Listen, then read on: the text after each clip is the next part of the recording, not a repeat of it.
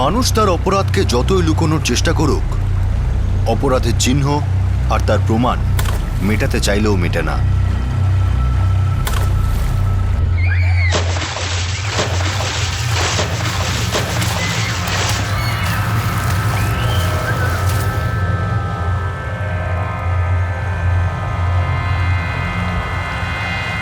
সমস্ত প্রমাণ অপরাধীর দরজায় কড়া নাড়তে আবার ফিরে আসে।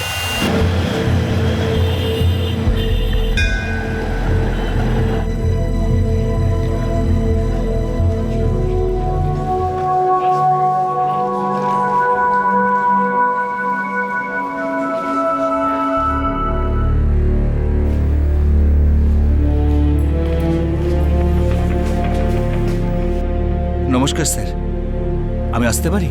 এসো প্রজাপতি, এসো। শঙ্করনগর পুলিশ স্টেশন থেকে কেসের ফাইল আমার কাছে এসেছে, আমি পড়েওছি। কিন্তু স্যার, এই কেসে এখনো কোনো উন্নতি হয়নি। শঙ্করনগর পুলিশ বলছে যে এটা অ্যাক্সিডেন্টাল ডেথ, হয়তো আমার মেয়ে দিব্যা সুসাইড করেছে। কিন্তু স্যার, আমি আমার মেয়ে দিব্যাকে খুব ভালো করে চিনতাম। ও সুসাইড করতেই পারে না। না স্যার, এটা হতেই পারে না। ও ভেঙে পড়ার মতো মেয়ে ছিলই না। প্রজাপতি, আপনি ডিপার্টমেন্টের রিটায়ার্ড অফিসার, আপনি তো জানেন কখনো কখনো তদন্ত করতে গিয়ে সময় লেগে যায়, ভুলভ্রান্তি হয়ে যায়।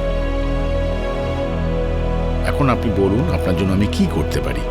আমি সঠিক বিচার চাই স্যার।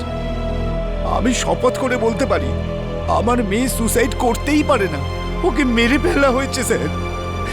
ওর দোষীদের যত তাড়াতাড়ি সম্ভব ধরুন স্যার, আমি হাত জোড় করছি আপনার কাছে।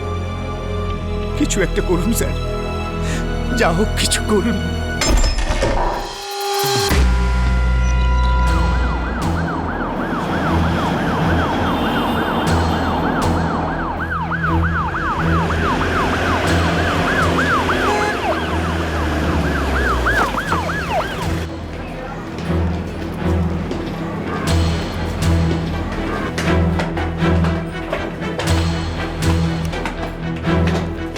দেখি সাইড দিন, দেখি সরে যান একটু। প্রজাপতি বাবু,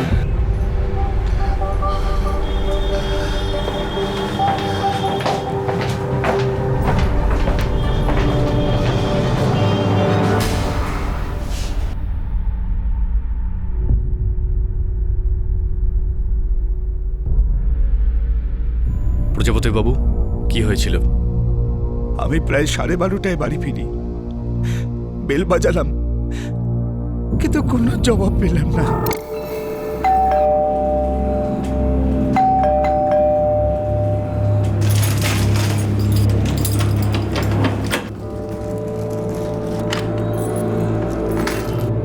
দিব্যা, এই দিব্যা,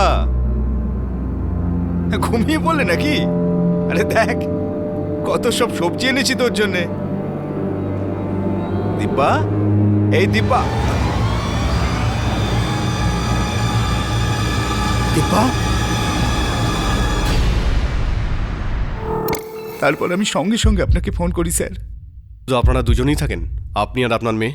হ্যাঁ স্যার।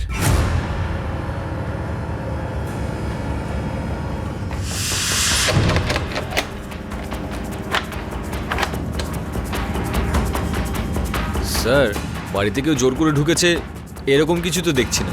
চুরি মনে তো হচ্ছে না স্যার। আলমারি খোলা, কিন্তু জোর করে খোলা মনে হচ্ছে না। প্রজাপতি বাবু, আপনি একটু দেখে বলবেন যে বাড়িতে কিছু চুরি হয়েছে কিনা। আমি এসেই দিব্যার মোবাইলটা খুঁজি। ভেবেছিলাম হয়তো কারোর সাথে কথাবার্তা হয়েছে, কেউ এসেছিল হয়তো, কিন্তু মোবাইলটাই পাইনি। কাবার্ড খোলা ছিল স্যার, গয়না উধাও। না স্যার, আমি কাউকে প্রজাপতি বাবুর ফ্ল্যাটে যেতে দেখিনি। কিন্তু কলোনির পিছন দিকে যে এন্ট্রেন্সটা রয়েছে, হয়তো ওখান থেকে কেউ এসেছে। ওদিক দিয়ে কেউ আসে না। কিন্তু আসতে পারে তো? হ্যাঁ স্যার, আসতে পারে, কারণ ওখানে কোনো সিকিউরিটি নেই। আমি একা মেন গেটের সামনে থাকি। আচ্ছা, তুমি কোনো আওয়াজ শুনেছিলে? মানে চিৎকার চেঁচামেচির আওয়াজ? না স্যার।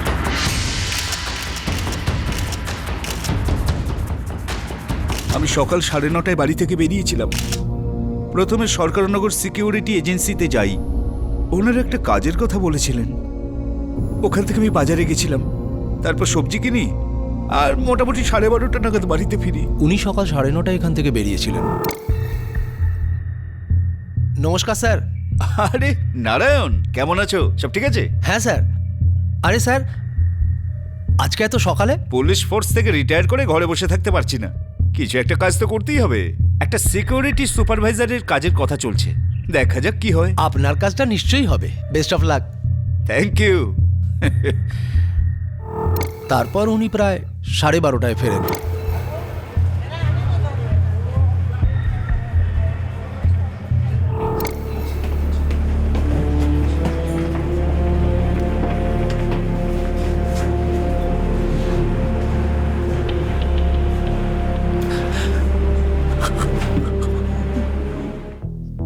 এর মৃত্যু স্ট্র্যাঙ্গুলেশনের জন্য হয়েছে, কোনো সেক্সুয়াল অ্যাসল্ট হয়নি, আর ভিকটিমের দিক থেকেও কোনো রেজিস্ট্যান্স হয়নি।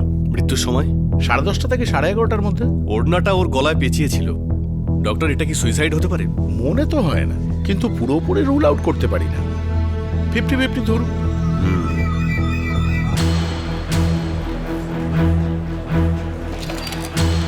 স্যার, স্যার ফোনটা সুইচড অফ আর লোকেশন আনট্রেসেবল। শেষ কলটা দুবাই থেকে ছিল, তাও অনেক রাতে।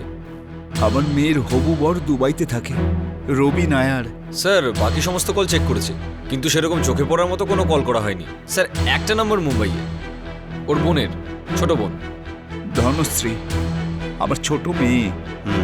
একটা কাজ করো, সমস্ত সোর্সদের অ্যাক্টিভেট করে দাও, আর এই ফোনের IMEI নাম্বারটা ট্র্যাকিংয়ে দিয়ে দাও। Okay sir. প্রজাপতিবাবু, বডিটা আপনি কালকে পাবেন।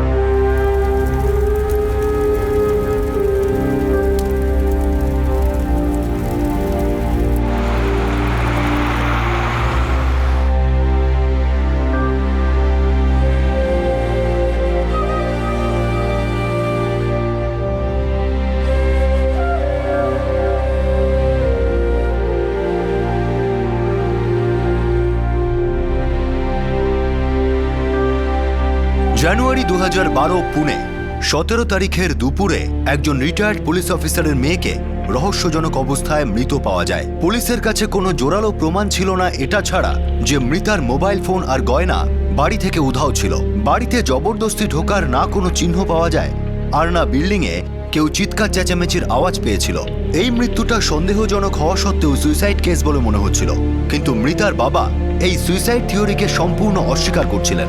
আমার মনে হয় ইন্সপেক্টর, আপনারা ঠিকমতো তদন্ত করছেন না, কেউ কিচ্ছু করছে না। প্রজাপতিবাবু, আপনি শান্ত হন।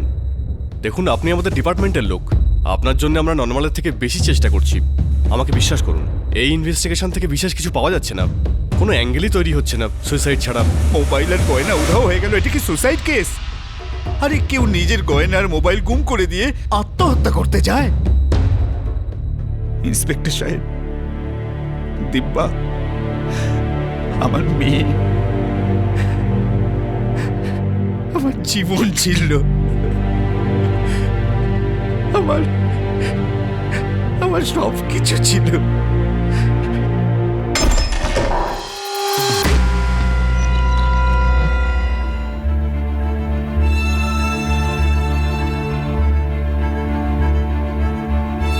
স্যার, 5 মাস ধরে পুলিশ স্টেশনে প্রতিদিন ঘুরপাক খাচ্ছি, রোজই শুনছি ইনভেস্টিগেশন হচ্ছে, কিন্তু স্যার এই ইনভেস্টিগেশন 1 ইঞ্চি সামনে এগোয়নি।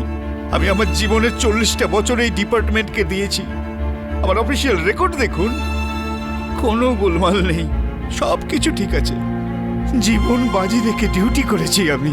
প্রজাপতিবাবু, আপনি এসব কেন বলছেন? কেন লজ্জা দিচ্ছেন আমাদের? আমি আপনাকে বহু বছর ধরে চিনি। গত 5 মাসে আমি 7 বার আপনার কাছে ঘুরে গেছি। আমি আপনার কাছে অনুরোধ করছি স্যার, আপনি আমার এই কেসটাকে ক্রাইম ব্রাঞ্চে ট্রান্সফার করে দিন। লোকাল পুলিশ আমার হবু জামাই রবি নায়ারকে একবারের জন্য ইনভেস্টিগেট করেনি। আমি আবার বলছি স্যার, আমার মেয়ে দিব্যা সুসাইড করেনি স্যার, ওকে মার্ডার করা হয়েছে স্যার, মার্ডার করা হয়েছে।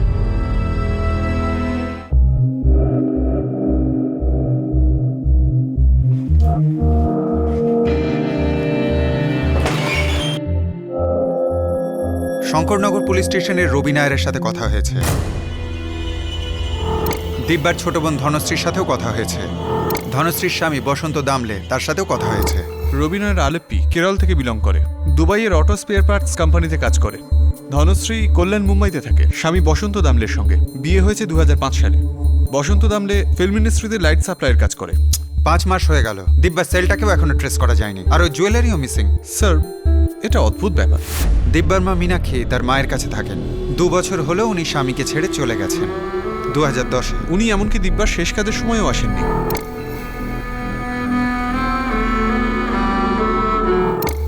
এই সুরেন্দ্র প্রজাপতির সঙ্গে দেখা করতে হবে।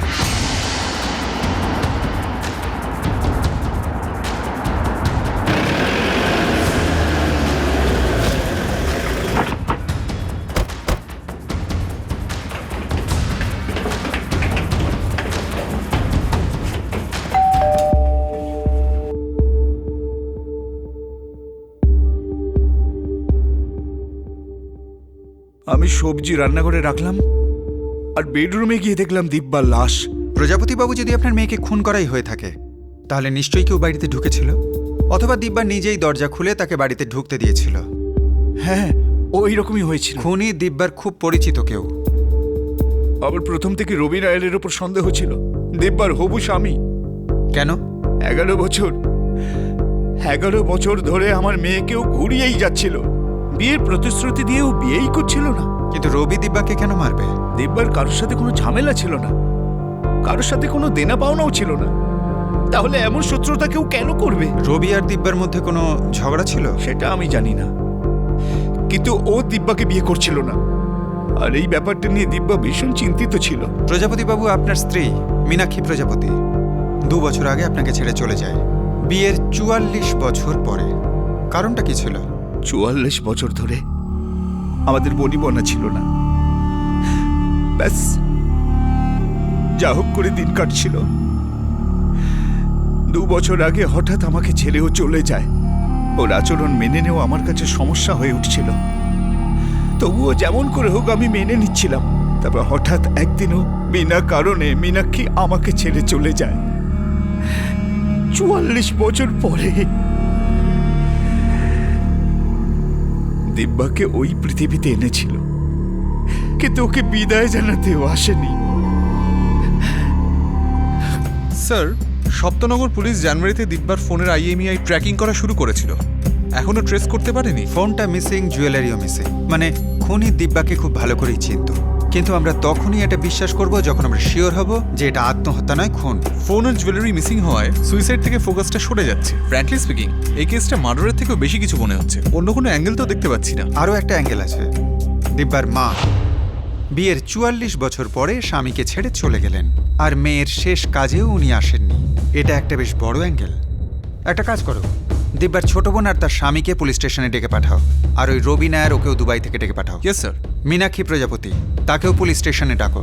রিটায়ার্ড পুলিশ অফিসার সুরেন্দ্র প্রজাপতির জোর দেওয়ায় দিব্যা প্রজাপতির কেসে ক্রাইম ব্রাঞ্চকে ইনভলভ করা হলো। ক্রাইম ব্রাঞ্চ একটা সাধারণ থিওরি নিয়ে এই কেসে ঝাঁপিয়ে পড়লো যে এই কেসটা খুনের, আর ততক্ষণ খুন বলে মানা হবে যতক্ষণ না এটা প্রমাণ হয়ে যায় যে এটা খুন নয়, আত্মহত্যা। ক্রাইম ব্রাঞ্চ এই কেসে পাওয়া সব সূত্রগুলোকে জোড়া লাগিয়ে এই কেসে একটা নতুন অ্যাঙ্গেলকে সামনে আনতে শুরু করেছিল।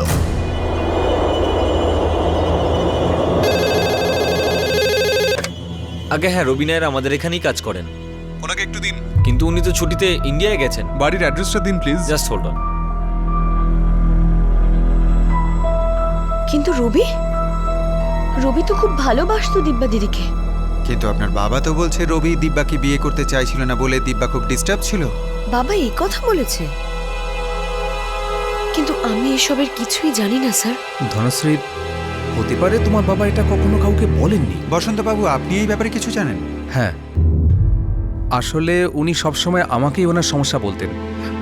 আপনার মা আপনার বাবাকে ছেড়ে বিয়ের এত বছর পরে চলে গেল, এর কারণটা কি বলতে পারেন?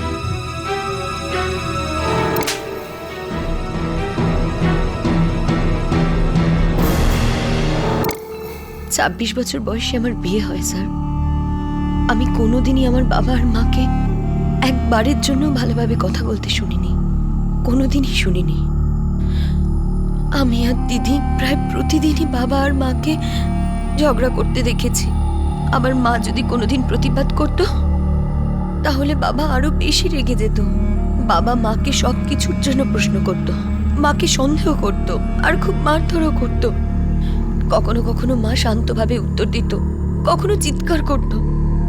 আমার আর দিদির ঠিক মনে হতো যেন আমাদের বাড়িটা বাড়ি নয়, একটা পুলিশ স্টেশন। তোমার মা তোমার বাবাকে ছেড়ে চলে গেল, আর এমন ভাবে চলে গেল যে তোমার দিদির শেষ কাজেতেও সে এলো না। মা হাঁপিয়ে উঠেছিল স্যার। মা বাবার মুখটাই দেখতে চাইছিল না। আর ওনাকে যদি দিদি শেষ কাজে আসতে হতো তাহলে বাবার সামনাসামনি হতে হতো। রবি কেরলে আছে, আলেপ্পিতে। আর মীনাক্ষী? উনি এখানে আসবেন না বলে জানিয়ে দিয়েছেন। ঠিক আছে, ওনার সঙ্গে দেখা করতে আমরাই যাব। কিন্তু স্যার, সুরেন্দ্র প্রজাপতির ওয়ার্ক রেকর্ড তো একদম ক্লিয়ার স্যার। কিন্তু বাড়ির রেকর্ড ভালো নয়, প্রতিদিনই স্ত্রীকে মারধর করতো। রবিনারের সেলফোন কাজ করছে না স্যার। ওর অ্যাড্রেস আছে? Yes sir.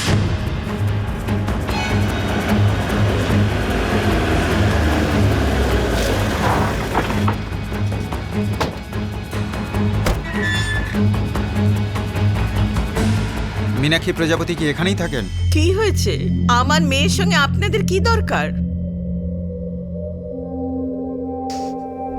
মীনাক্ষী দেবী, বিয়ের 44 বছর পরে আপনি আপনার স্বামীকে ছেড়ে দিয়ে এখানে চলে এলেন কেন? আমি আর সহ্য করতে পারছিলাম না।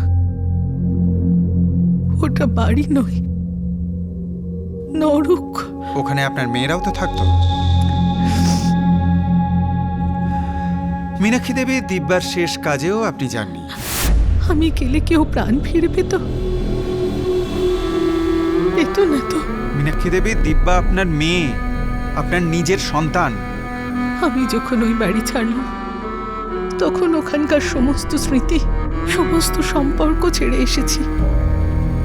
আমি ওখানকার কিচ্ছু চাই না, কিচ্ছু না। আর এমনিতেও প্রতিদিন মারধর আর গালাগাল ছাড়া কি বা পেয়েছি আমি? সব সময় সন্দেহ, সব কথায় জবাবদিহি। মীনাক্ষী দেবী, আপনিই কি দিব্যাকে হত্যা করিয়েছেন? কি বলছেন আপনি? যদি আমি জীবনে কোনো একটা ঠিক কাজ করে থাকি, সেটা হলো যে আমি আমার সব কিছু আমার দুই মেয়ের নামে করে দিয়েছি। নিজেকে অনেক বড় পুলিশ অফিসার ভাবতো না, ওর চোখের সামনে আমি দুটো বড় প্রপার্টি কিনেছি, একটা পুনায় আর একটা মুম্বাইয়ের মীরা রোডে। দুটোই আমার নামে কিনেছিলাম। আমি ওই দুটো বাড়ি আমার মেয়েদের নামে করে দিয়েছি, যাতে ওদের জীবন আমার জীবনের মতো নরক না হয়ে যায়। যদি স্বামী ঠিক না হয় তাহলে আগে থেকেই তাকে ছাড়ার সাহস করতে পারি। আমি দিব্যাকে খুন করাবো? আমি তোর মা, আমার প্রাণের থেকেও বেশি। আমি বলছি, জান, ওই জঙ্গলি জানোয়ারটাকে ধরুন, আমার স্বামীকে। ওকে হয়তো মারধর করেছে, গালিগালাজ দিয়েছে, যা সহ্য করতে না পেরে মেয়েটা সুইসাইড করে ফেলেছে। আমার মেয়ে সুইসাইডে ওরই হাত আছে। ও সব কিছু করতে পারে, সব কিছু। মনুষ্যত্ব নেই ওর মধ্যে।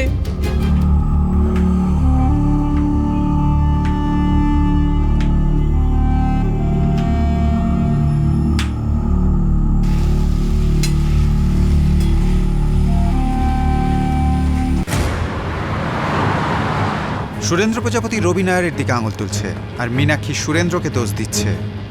স্যার, সুইসাইডের কেস বলে তো মনে হচ্ছে না।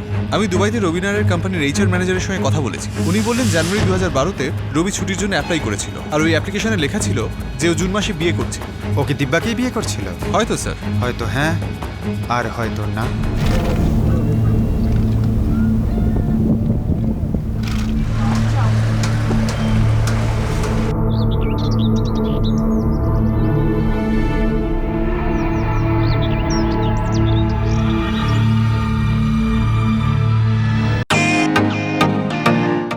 ওয়েলকাম টু বিটেন world. How may I assist you? নতুন ফ্ল্যাটের জন্য একটা স্ট্যান্ড ফ্যান আর কুলার নেব। এই পচা গরম থেকে একটু স্বস্তি চাই। বাজার চলতে সব ব্র্যান্ড আর ভরসাযোগ্য নয়। তার জন্য তো আমাদের ফ্যান আছে, all purpose bullet table fan, ceiling fan. আমাদের সিলিং ফ্যান কিন্তু 30 মাসের ওয়ারেন্টি সহ পাওয়া যায়। আছে ফারাটা 2 বছরের ওয়ারেন্টি, 17 থেকে 20 মিটার এয়ার ফ্লো, মধ্যবিত্তের সাধ্যের মধ্যে একমাত্র ভরসাযোগ্য ব্র্যান্ড বিটেন। আমাদের কুলারের কিন্তু অনেক range, 45 litres, 50 litres, 70 litres, 90 litres, 110 litres. Honeycomb সহযোগে বিটেনের সব কুলারের ওয়ারেন্টি 1 বছর। চেনা হাওয়ায় অচেনা অনুভূতির জন্য একমাত্র আদর্শ বিটেন। গরমে স্বস্তি পেতে বিটেনের ফ্যান হোক বা কুলার, আজই আনুন বাড়িতে। Beaten, digitally yours.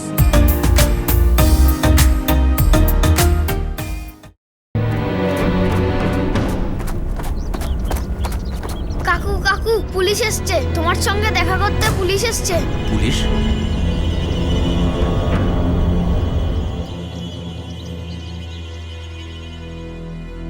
আমি দিব্যাকে ফোন করেছিলাম স্যার,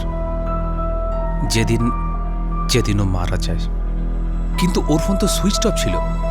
আমি রোজ দিব্যার সঙ্গে কথা বলতাম, কারণ স্যার আমি ওকে ভালোবাসতাম। আপনার লাভ স্টোরি তো বেশ বড় মিস্টার নায়ার। আপনার সঙ্গে দিব্যার 2001-এ আলাপ, পুরো 11 বছর। এতগুলো বছরে আপনি বিয়ে করেননি কেন? বিয়ে তো আমাদের কবেই হয়ে যেত স্যার, কিন্তু দিব্যার বাবা বিয়ের জন্য রাজি ছিলেন না। এই যা এখান থেকে, যা বলছি যা, আর যেন তোকে এখানে না দেখি। স্যার আমি এডুকেটেড, আমি ভালো চাকরি করি, আমি আপনার মেয়েকে বিয়ে করতে চাই। এই শাট আপ, চলে যা বলছি, চলে যা, বেরো। ওর কথাটা তো শোনো। কি শুনবো রে? কার কথা শুনবো রে? তোর কথা শুনবো নাকি ওর কথা শুনবো, নাকি তোদের নোংরামোর কথা শুনবো? এই একটা কথা মনে রাখ, এরপর যদি দিব্যার মুখে তোর কথা শুনতে পাই না, তাহলে 6টা গুলি তোর মাথার মধ্যে ঢুকিয়ে দেবো, এনকাউন্টার বলে চালিয়ে দেবো, বুঝলি? চল বেরো এখান থেকে।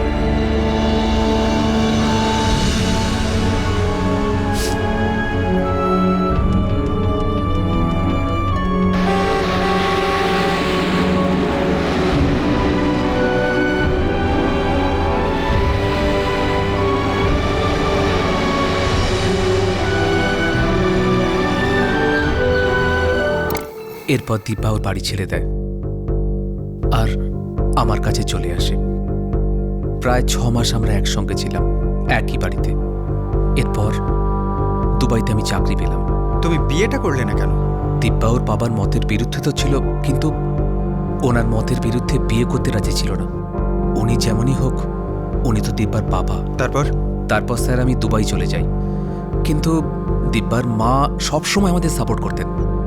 আর কিছুদিন বাদে ওর বাবাও তো রাজি হয়ে গেল, কিন্তু আমি আমার চাকরিতে এত ব্যস্ত হয়ে পড়লাম যে আমি ছুটিই পাচ্ছিলাম না।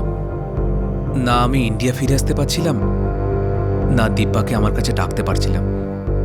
কিন্তু আমাদের ভালোবাসা অটুট ছিল।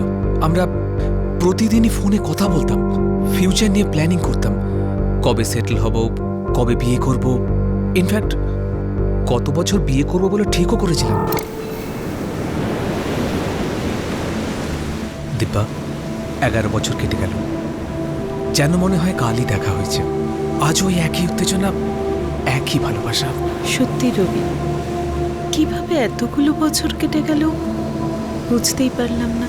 দিব্যা, এখনো তুমি আমাকে আগের মতোই ভালোবাসো? এটা কি জানা খুবই দরকার। হ্যাঁ দিব্যা, আমি ক্লান্ত হয়ে গেছি অপেক্ষা করতে করতে। চলো এবার আমরা বিয়ে করে নিই। করবে তো? রবি, এত বছর ধরে আমি এই দিনটারই অপেক্ষায় ছিলাম। আচ্ছা, তো জুন 2012 ফিক্স করছি।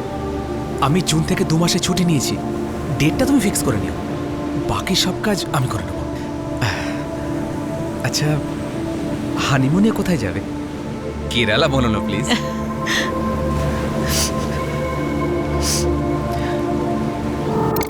ও আমার জীবন ছিল স্যার, আমার সব কিছু।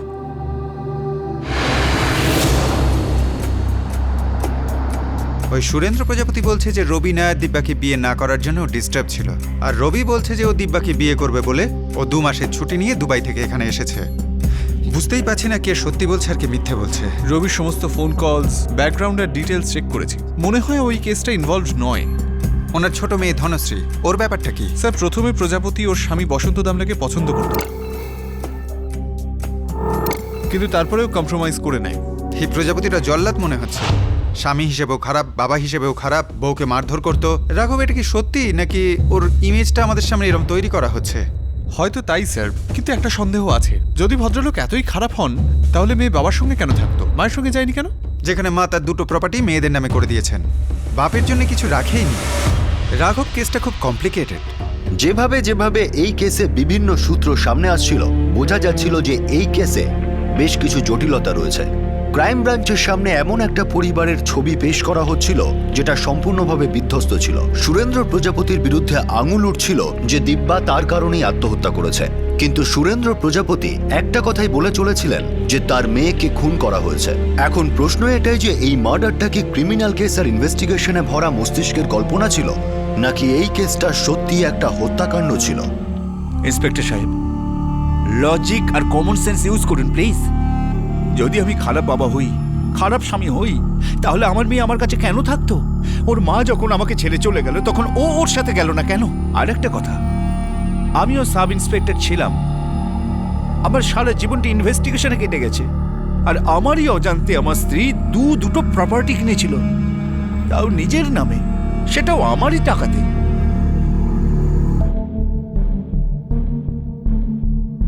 কথাটা একদম ঠিক স্যার। 17 জানুয়ারি প্রজাপতি বাবুর ইন্টারভিউ ছিল।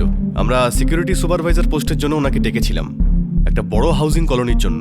উনি কতক্ষণ ছিলেন এখানে? প্রায় 10টা নাগাদ এসেছিলেন, আর প্রায় 1.5 ঘন্টা ধরে ইন্টারভিউর কথাবার্তা চলে। তারপর উনি 11:30টার সময় চলে যান। আপনারা ওনাকে ঠিক কিভাবে চেনেন? অনেক বছর ধরে চিনি স্যার, যখন উনি আপনার মতো অফিসার ছিলেন তখন থেকে। দেখুন প্রজাপতি বাবু, আমি সব অ্যাঙ্গেলগুলোই খতিয়ে দেখছি, কিন্তু খুন করার ষড়যন্ত্র সেরকম কিছুতে দেখছি না। গয়না আর মোবাইল, সেগুলো উধাও, তার উপর লোকেশনও ট্রেস করতে পারছেন না, তাহলে এটা ষড়যন্ত্র নয় তো কি? মানছি হারিয়ে যাওয়া মোবাইল আর গয়না খুনের দিকে ইঙ্গিত করছে, কিন্তু বাড়িতে জোর করে ঢোকার কোনো চিহ্নই নেই, আর না দিব্যা নিজেকে বাঁচানোর কোনো চেষ্টা করেছে। তার মানে আপনারাও এটা বলতে চাইছেন এটা সুসাইড কেস? না স্যার, প্রজাপতিবাবু 12:30টার সময় এসেছিলেন। আগের পুলিশদেরও আমি তাই বলেছি, যারা আগে এসেছিল। কিন্তু যদি আমি পিছনের গেট দিয়ে ঢুকি তাহলে তো তুমি জানতে পারবে না। হ্যাঁ স্যার, জানতে তো পারবো না, কিন্তু উনি সেরকম লোক নন যে পিছনের দরজা দিয়ে আসবেন। উনি ভদ্রলোক। ইন্সপেক্টর সাহেব, আমি বারবার এই কথাই বলবো যে আমার মেয়েকে হত্যা করা হয়েছে, আর এসবের পিছনে রবি নায়ারই আছে। শুধু আপনারা ঠিকঠাক ইনভেস্টিগেটই করতে পারছেন না।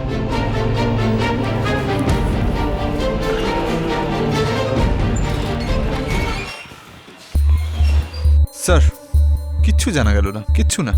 আমি সবার সেলফোন লোকেশন ট্রেস করেছি। সুরেন্দ্র প্রজাপতি, রবি নায়ার, মীনাক্ষী, ধনশ্রী আর ওনার স্বামী, এদের মধ্যে কেউই ওই ঘটনাস্থলে উপস্থিত ছিলেন না। বাড়িতে জোর করে ঢোকা হয়নি, আর যদি এটা মার্ডার হয় তাহলে এটা অপরিচিত কারোর নয়, কোনো পরিচিত লোকেরই কাজ। দিব্যা নিজেকে বাঁচানোর চেষ্টা করলো না কেন? স্যার, আমার তো এটাই মনে হচ্ছে যে এটা সুইসাইড কেস। শুধু প্রজাপতিবাবু একটু ঘেঁটে গেছেন। 40 বছর পুলিশে কাজ করার পর সবকিছুকে একটু সন্দেহের চোখে দেখছেন, অথবা হয়তো অন্য একটা অ্যাঙ্গেল খুঁজছেন। হয়তো সব জেনেও উনি এটাকে মার্ডার বলেই প্রমাণ করতে চাইছেন। কিন্তু মোবাইল আর গয়না উধাও হলো কেন?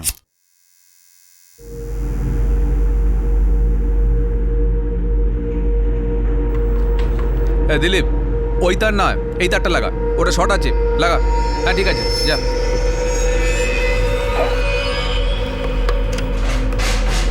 দাদা, কিছু হলো? না রে, যখন হবে তোকে বলবো, বারবার একই কথা বলবি না, বলেছি না তোকে? তুই যা।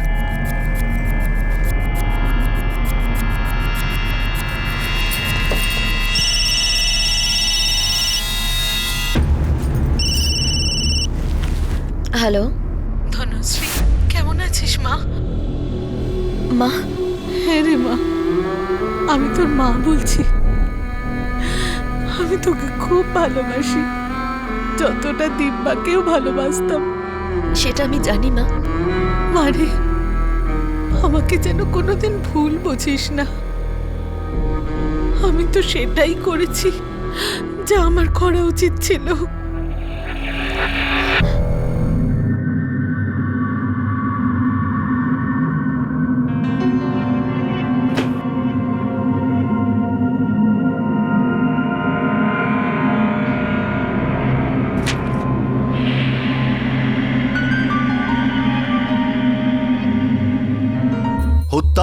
না আত্মহত্যা।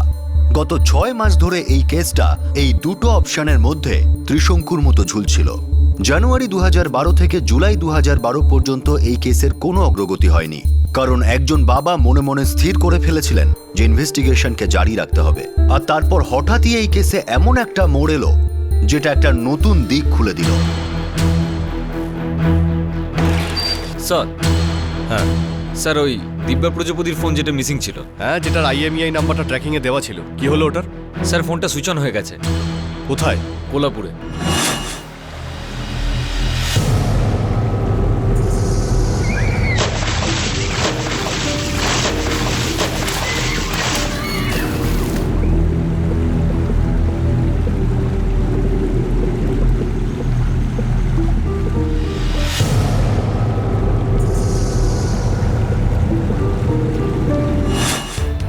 ক্রাইম ব্রাঞ্চকে তাড়াতাড়ি খবর পাঠাও।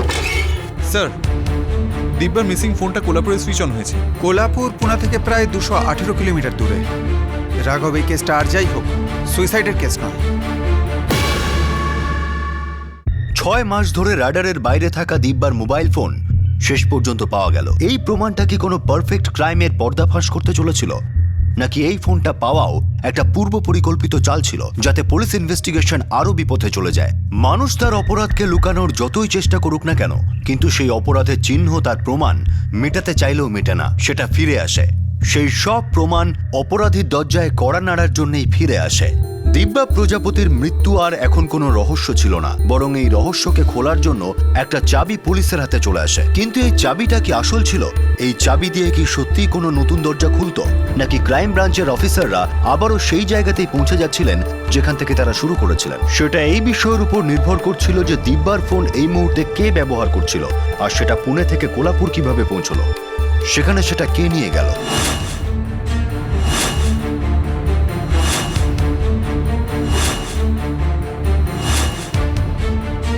কে ছিল সেই রহস্যময় খুনি?